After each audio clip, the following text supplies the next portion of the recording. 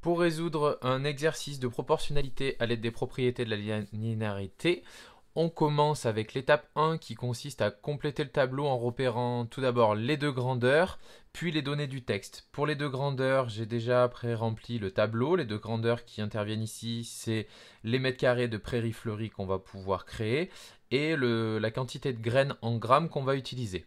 Ensuite, on va aller chercher les informations. On peut se servir du surligneur. On voit qu'il nous faut 250 grammes de graines pour faire 25 mètres carrés de prairies. On nous demande ensuite à la question A ce qu'il se passe avec 40 grammes de graines, quelle surface on va pouvoir créer. Et puis, deuxième question, quelle quantité de graines est nécessaire pour faire 30 mètres carrés de prairies. Donc, on peut compléter ces informations dans le tableau en n'inversant pas les deux lignes. Donc, 25 mètres carrés avec 200 grammes de graines. Avec 40 grammes de graines, quelle superficie? Et pour une superficie de 30 mètres carrés, quelle quantité de graines? Donc voilà pour l'étape 1. L'étape 2, ensuite, on va pouvoir répondre à la question A.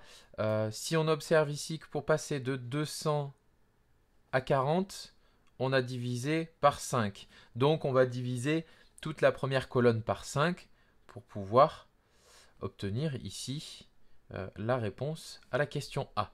Et on obtient donc ici 5 mètres carrés de prairie avec 40 grammes de graines. Ensuite, pour l'étape 3, on a le choix. Première possibilité, on se rend compte que pour passer de 5 à 30, on a multiplié par 6. Donc on va multiplier toute la deuxième colonne par 6.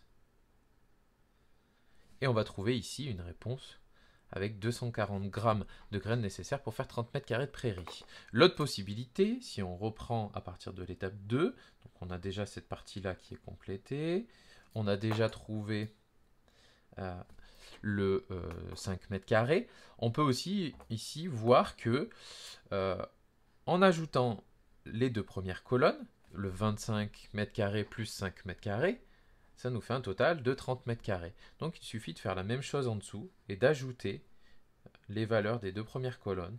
Donc on aura besoin de 200 grammes de graines plus 40 grammes de graines, autrement dit 240 grammes de graines.